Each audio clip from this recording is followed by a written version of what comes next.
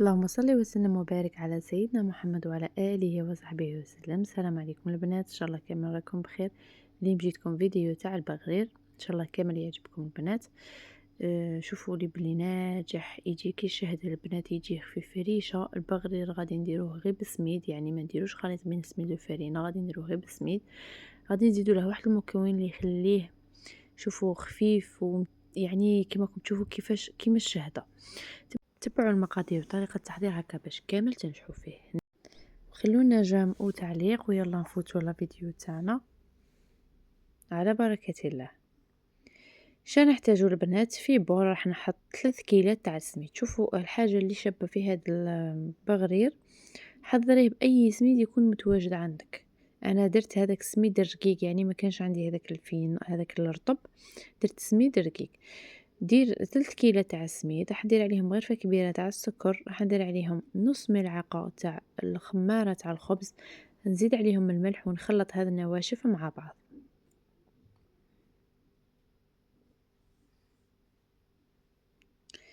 نضيف عليهم 3 كيسان تاع الماء،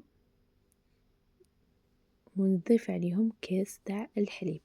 هذا الكاس تاع الحليب البنات تقدروا تعوضوه بالماء، يعني تضيفوا الماء، لكن راح يعطيكم واحد الخفية في البغرير تاعكم بزاف هايله. انا جرب صدقوني، جربوه بهذه الطريقه ورجعوا لي خبر. 3 كيسان ماء وكاس تاع الحليب. نخلط هذه المكونات وراح نزيد عليهم حبة تاع البيض. البيض ثاني دور تاعه مهم في البغرير، يعني يجينا ما شاء الله البنات. وهذا المكون اللي راح يخلي لكم البغرير تاعكم كيما القطن، اللي هي ملعقه تاع الزيت البنات. انا نقول لكم ضيفوا ملعقه تاع الزيت ورجعوا لي بالخبر، شوفوا تحسوه قطن قطن قطن، يعني ما شاء الله. هنا غادي نبدا نميكسي فيه مده 7 دقائق 3 من دقائق البنات، يعني حتى يذوب لي كامل هذاك يذوب لي هذاك السميد البنات. هنايا كيما شفتوني ما ضفتش لا ليفور، ضفت لها نص مغرفه كبيره تاع البيكربونات. البيكربونات يعني كامل هذا المواد اللي نقول لكم ضيفوهم، راح تتحصلوا على اروع بغرير. اللي ما ينجحش معاها نقول لك راح يخرج لك كيما الشهده من اول، يعني من اول آه، حبه ديروها الطيب راح يخرج معاك ما شاء الله. هنا زدت ضربتها غير 1-2 دقائق وحبست. شندير البنات؟ نغطيه ونخليه غير بيد ما نحمي المقله تاعي. هذا ما كان انا هنا خليتها 10 دقائق. من الاحسن من الاحسن دائما البغرير يعني مالقري هذا اللي ما يخمرش، ونخلوه يريح مده 10 دقائق هكا باش تحصلوا على اروع نتيجه.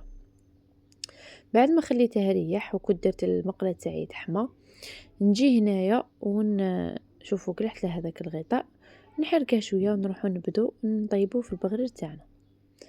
شنو نحتاج البنات في المقله؟ غادي بعد ما سخنتها درت لها غير فتاة تاع مارغرين ونمسح بها المقله. تقدروا ما ديروش المارغرين، ديروا شويه تاع الزيت. البنات نعطيكم استوس، اللي المقله تاعها تلصق نقول لك رشي عليها الملح وخليها مده 5 دقائق في الملح، يعني فوقها الملح. شوفوا كي نقول لكم ما توليش تلصق معكم، ما توليش تلصق. هنا نحط جبت كميه تاع البغرير ونحطها ونخليها. دوك تشوفوا البنات كيفاش يولي يتقبى معاكم ما شاء الله، يعني هايل هايل هايل. نقول لكم غير جربوه، صدقوني جربوه راح تتحصلوا على اروع بغرير. يعني من اول تجربه، ما من المبتدئات اللي ماشي موالفين ينجح معاها نقول لك جربي هذه الوصفه ورجعي لي بالخبر. كما راكم تشوفون راح نطيب كامل الحبه تاعي، تشوفوهم بلي يتحمروا لي من تحت، يعني يجونا ما شاء الله البنات. برك هنايا غير في التصوير ما يشتبه لكم غاية الحبة كيفاش راهي جاية كيما الشهدة البنات. بعد ما طابت الحبة تاعي شوفوا دوك نرفدها بكل سهولة ما تلصق معايا ما. شوفوا كيفاش تحمرت لي من تحت ما شاء الله. غادي نعاود معكم حبة واحدة اخرى ونكمل نخليها طيب. وشوفوا لي القوام، يعني مالقري شوفوا هكا غير بسميد، بصح كي نقولكم يجي خفيف يجي مقطن، تحسوه قطن هكا كي تجو تاكلو، يعني خفيف خفيف خفيف ما شاء الله البنات. وكما قلت لكم اللي عندهاش المقله اللي ما عندهاش المقلة يعني المقالي تاعها عادي وكي تجي طيب فيها تحسها تلصق لها. كي تجي طيب البغرير تاعها تحط المقلة فوق النار تخليها تسخن، تدردر عليها شوية تاع الملح، تخلي داك الملح فوق المقلة مدة 5 دقائق.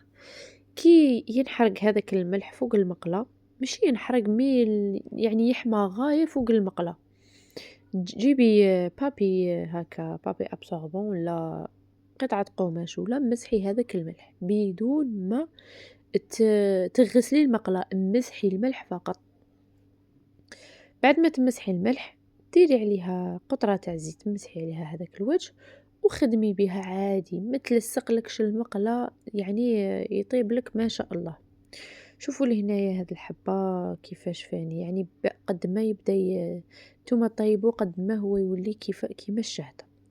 شوفوا ما من تحت يعطيكم هذاك داك اللون يجي بزاف شباب. البنات ننصحكم ما تكثروش ليدام من تمسحوا، يعني غير الخطره الاولى انا مسحت ما عاودش مسحت، كي لا شفتوها بدات تلصق معكم فاني تلصق عاودوا مسحوا شويه، هذا ما كان. شوفوا لي هذا البغرير اللي تحصلت عليه كيفاش داير البنات، شوفوا ما شاء الله. انا نقول لكم غير جربوه، الا ما جربتوش هذه الوصفه نقول لكم راه عطيتو بزاف.